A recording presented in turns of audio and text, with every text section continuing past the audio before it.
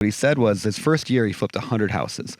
Got into real estate, flipped 100 houses because all his buddies were flipping 100 houses. When I asked him like, how could you just like, how did you even know to go and just like, I'm gonna go build 100 houses? He said, I didn't know that wasn't what you're supposed to do. Right? That's a great way to say it. Because like if all your friends are doing that and that just do the same systems they're doing, right? Like you do what you see done. And so like he just approached it from, okay, well clearly, and this is where real estate I have found is such a, okay, I don't know, not even real estate, but just business in general. It's a dial. You just turn it up and down. And so you just find people who have it turned up a little higher and you're like, well, what are they doing in their life? So for example, like, okay, well, the guys that are doing 100 flips a year, like, let me just ask you a few specific questions, you two. How are you, like, when I find deals, I would get a real estate agent. They would send me a potentially deal once every couple of weeks. I would analyze it. I'd make an offer. And then once every 3 or 4 months, I'd buy a deal. That's how I bought 2 houses a year. How do you guys buy 100 houses a year? Yeah, I have a very in-depth answer to this question. If you want it. Sure. So, so what I've got, so we do direct mail. We do cold calling, some text blasts, which is great. That buys us, but that only probably buys us 30% of our houses. What I have gotten really, really good at is, and I call it like in our Podio, we use Podio. It's a CRM for inputting leads and whatnot. And I call it connector leads. And that's essentially from people just in my network. So property management companies. So I have every Monday, I send an email to every property management company in St. Louis. And I say, hey, if any of your clients are looking at selling their houses, reach out to me. I'm a cash buyer. Would love to work with you. And when I first met them all, like when I first put them all into that email, I'd send them a handwritten note saying, hey, I'm a cash buyer. I'd put my business card in there. So I built relationships with them. By the way, did you ever guarantee them or tell them that if you buy the property, you'll keep management with them, or no? I would never do. Okay, I didn't. Okay. I didn't do that. No. Okay. Real estate agents, I would do the same exact thing. And this just went to every brokerage website in St. Louis, copied every single email, put it into an Excel spreadsheet, uploaded it into Constant Contact. Would send out an email to every real estate agent saying, hey, I'm a cash buyer. Here's my buy box. If I buy and it's, if it's your listing, like a pocket listing or something like that, you can also represent me as the buyer so you can get both sides of the commission. And so send out an email like that. I would connect with every like junk removal company, every mold remediation company, and just keep those. And it's really just a drip campaign where it's just an email or a text blast to all of them saying, hey, I'm looking for houses. And I just want to be, anytime a house comes up in St. Louis that needs to be sold as is, I want to be the first person that somebody thinks of. And so I've done all that, bought a ton of houses that way. But I think the best way that I've bought houses is by almost growing a wholesaling team underneath me that aren't my employees. But there's so many wholesalers just nationally who they watched a TikTok or they saw a social media post about wholesaling and how you Coffee with Cam. Coffee with Cam. Yeah, exactly. But they would do they'd do a direct mail campaign, and they'd get these leads, but they had no idea what to do with them. They had no idea how to run the numbers. They had no idea how to negotiate a deal. They had no idea how to, put together ARV, rehab budget, any of that stuff.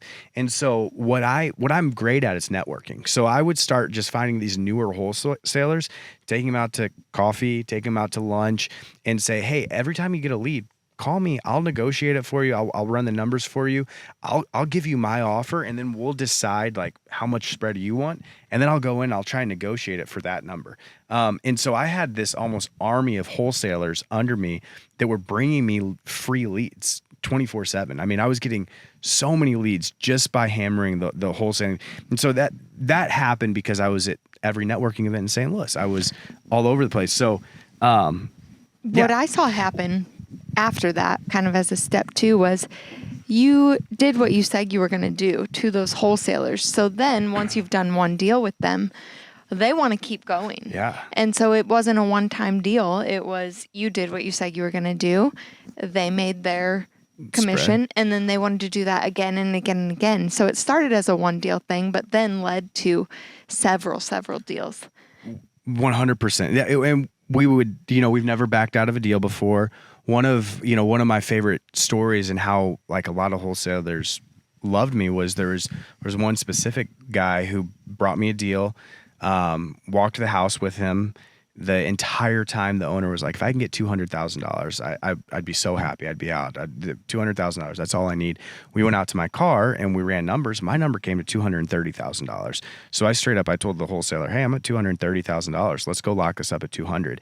And we did. And he made a 30K spread right then and there. Then he texted me afterwards and he was like, dude, you could have told me you were at $205,000 and we would have went up and locked the contract up and I would have made $5,000. And that was one of those, like, I'm always gonna be honest. I'm always gonna do what I say I'm gonna do. And we ended up being just fine on that one because I think we made like $25,000 on that deal, you know. So that I just got really good at buying houses, I guess. What I love about this, and since I've been doing real estate, it's almost never about real estate and it's almost always about people. Mm-hmm. And if you can find the right mentors, the right lenders, the right private money lenders, the right contractors, the right wholesale, like people all the way down, and then, you know, you can do 100 flips a year. Yeah. That's cool. Can you expand? We were hanging out at the pool with our kids the other day, and you were talking about the DISC, the DISC, and how you utilize that to talk, negotiate, work with sellers. Yes. Can you expand on that a little bit? Love Because I thought that was a great conversation that I think Yes. people could learn from. Because it's not just real estate either. Like just knowing how to utilize personality in discussion with people. Yes. Powerful. So for people that are listening, there's kind of 4 letters. It's the DISC. There's a high D, there's a D, there's an I, there's an S, and there's a C. D is going to be, this is just a really quick overview. D is going to be like a very dominant trait where they're typically like the CEOs or, you know, they're domineering. I is just going to be somebody that is very relational, somebody that's outgoing. S is going to be somebody that wants stability, is very family oriented. C is going to be the more analytical trait, you know. And so I took a training, and I don't remember who it was, but it was on negotiating with people when buying houses, like according to the DISC. And it was so helpful when I started walking properties and buying houses from people. And I don't want to, it wasn't emotional manipulation whatsoever, but it was just learning how to speak people's language. Sure. Alex is grinning over there. He's got but anyway. Everybody's thinking, I don't have to say anything. It wasn't. It was just learning how to communicate with people. Like I utilize it on Lexi all the time. Like I know. Okay, well. But it's for any Keep relationship. talking. Like so for instance, for a high D, somebody that's dominant. I utilize it on you too. Yeah, and which is fair because I'm a high I. So like I want to be everybody's best friend. That me too. So if you want to get to know me or I don't know, take advantage of me, be my best friend. That sounded weird, but so anyway, let me go to this. So a high D, if I realize somebody is a high D, really quickly, I'm going to let them feel like they won the negotiation process. So like say my max allowable offer is at 150. I usually like to give people my max allowable offer just off the bat because I want to be open and honest. But with a high D, I'm always going to start lower than that because I know for me to buy a house from a D, they have to feel like they won the conversation. And so I'll start, say my max allowable offer is 150. I'll start at 130 and know that I'm going to work my way up to 150. But every time they're like, no, I need you here. Like they're pulling teeth from me. And get to 150 and that's my max level offer. So I can't go over that. But for a high D, they want to feel like they won that conversation. They want to feel like they controlled that conversation. And I'm going to let them feel like that. With a high I, again, I'm a high I. I want to be your best friend. I'm going to talk about anything but the house, sports, the weather, traveling. Where they went to high school. Exactly.